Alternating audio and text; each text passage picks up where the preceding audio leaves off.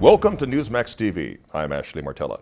We're very pleased to be joined by former Pennsylvania Senator Rick Santorum. He served in the Senate for 12 years from 1995 to 2007. Before that, he was in the House for 4 years. He was also the chairman of the Senate Republican Conference, which is the third highest ranking job in party leadership. Welcome to Newsmax, Senator. Thank you, Ashley. Good to be with you. Your state has one of the most closely watched races in the nation right now. We already know who's not going to be on the ballot in November. It was closely watched up until the primary. Now, whether it will continue to be now that Specter's out, I don't know, but it certainly will be a contested race. Considering all the years Specter served in the Senate, how many years he represented the people of Pennsylvania, did it surprise you that he got knocked off so handily? Well, it surprised me he gets knocked off as easily as he did. And when I say that, Joe Sestak, I would say, ran one of the weakest campaigns I've ever seen run in Pennsylvania. He didn't have much of an organization. He didn't do a particularly good job of raising money. He went out and said some controversial things, such as the things he's now potentially being investigated on, that the president tried to bribe him to get him out of the race. I mean, he's a bit of an erratic kind of guy.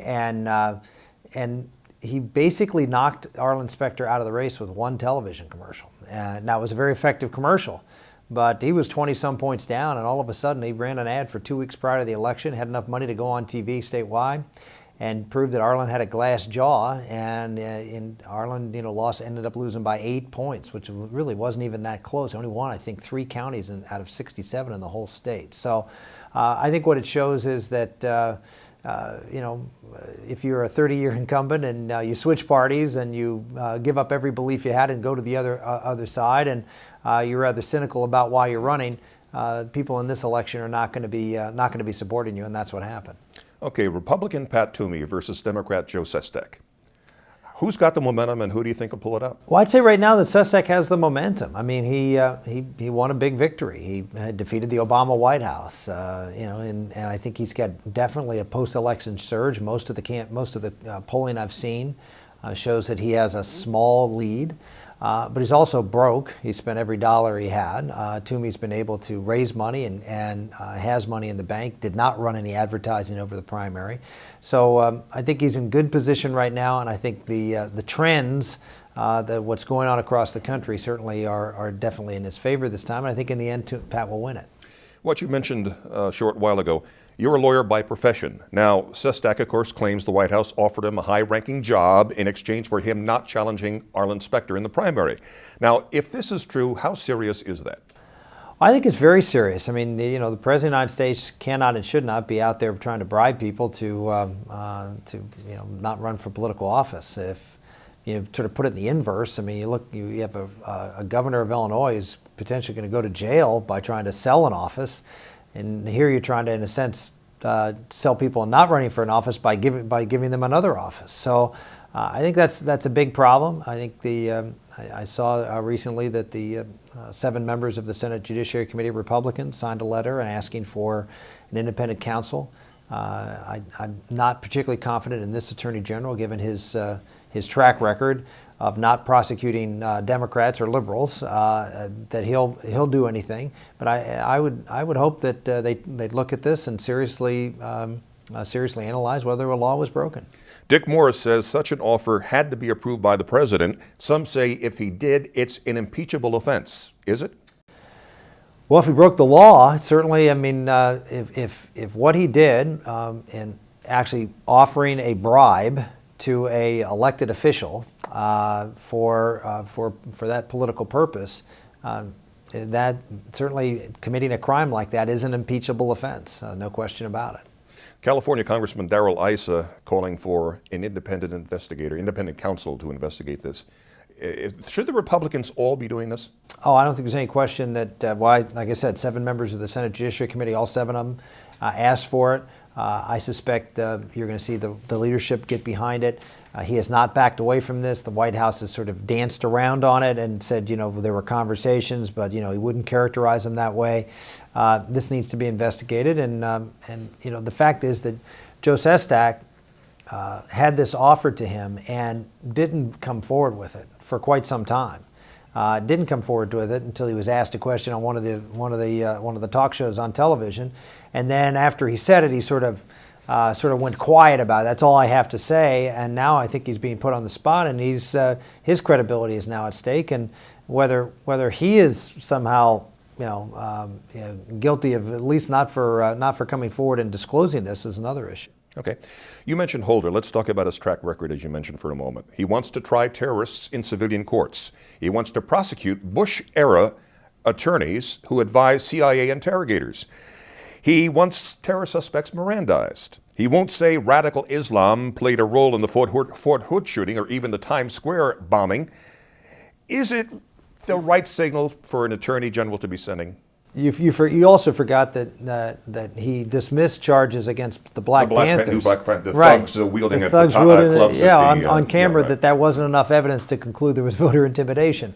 This is someone who obviously does not consider the threat that we're engaged in, that have engaged us, the people who try to blow themselves up over the air of Detroit, the people who did successfully kill people at Fort Hood, the situation in Times Square, and others, to be a legitimate threat. But this is consistent, Ashley, with the entire administration. I mean, remember the QDR, which is the Quadrennial Defense Review that's put forward by the Pentagon. This is senior level folks at the Pentagon who have to put together a review, quadrennial review. Every 4 years, we put together this review of the threats that face America as seen by our Defense Department. And not once was the word Islam or Muslim mentioned in that document. Yet they spent 8 pages talking about the strategic threat to our country of global warming.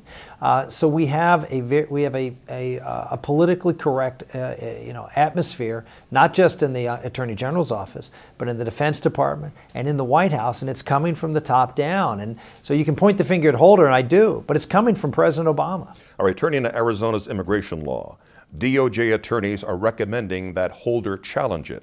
Okay, Holder admits to a congressional panel he hasn't even read it, all 18 pages of it. Is this law in any way racist or unconstitutional in your view? No, the most remarkable thing about this is that there is a provision specifically in the bill that says you cannot do racial profiling. I mean, it's a strong provision. There is no similar provision in federal law. And so, not even arguably, factually, the Arizona law is tougher on racial profiling than the federal law. Yet you don't hear Eric Holder and Barack Obama talking about repealing the federal law with respect to how ICE agents behave or border control agents behave in dealing with potential illegals. And to go after the state of Arizona is on this issue is for one reason and one reason only: it's politics. They believe they can galvanize support of the Hispanic community in this country, just like they've galvanized by playing the politics of race. Now they're playing the politics, well, in this case, I guess race or ethnicity. They're playing the same card to try to get the Hispanic community to be where the black community is today, which is monolithically Democrat. And they're looking forward in America, and they're saying, look, we're going to be a majority-minority country in about 30 or 40 years.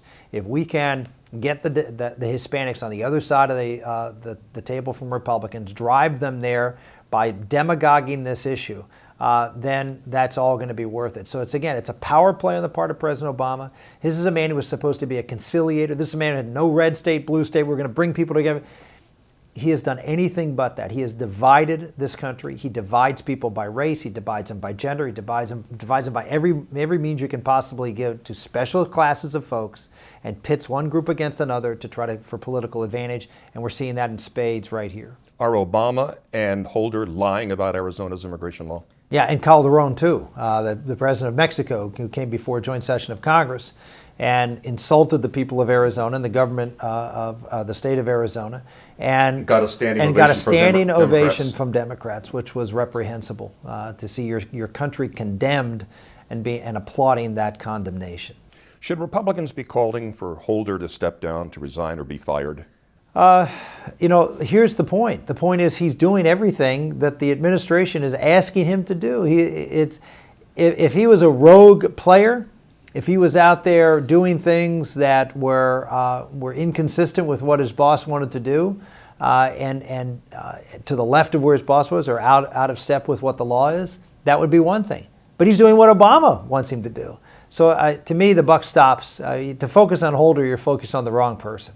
The person who's in charge, the person who's setting policy is Barack Obama. Okay, on the political front, what are the chances, do you think, of Republicans taking back the Senate this year?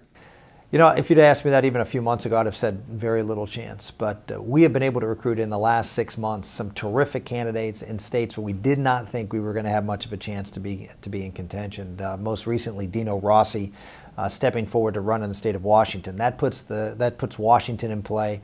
The fact that Carly Fiorina is probably going to be the nominee in California will put California in play. Can she knock out Boxer? Absolutely, she can knock her out. She's a strong conservative woman and one that will get the Republican base excited.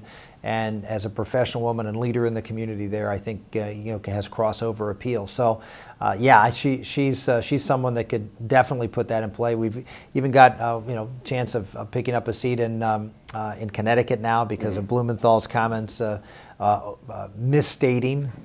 Better way of putting it, lying about his Vietnam record. So those 3 states, jumped us from 9 states being in play to now 12 states being in play, and we need to pick up 10 to get the majority. Is Obama's seat in play in Illinois? Absolutely. I mean, now, granted, the candidate we have is probably going to be the most moderate Republican running for the United States Senate. Matt Kirk is a moderate, and I wish we could have nominated a conservative, but he got 60% of the primary vote, so he won it fair and square. And I'm for Matt, and he's certainly going to be better than Alexi Janulius, whose bank was just taken over by the federal government, and who's got all sorts of ties to Tony Resco and a bunch of bad actors in Chicago, including the Daily Machine. So, it's not in my opinion, it's not our best candidate, but it's going to be better than what they put forward. And of course, Joe Biden's old seat in Delaware is going to turn right. right? Yeah, and you pointed out the 2 seats where we will probably nominate folks that are more moderate than the mainstream of the Republican Party,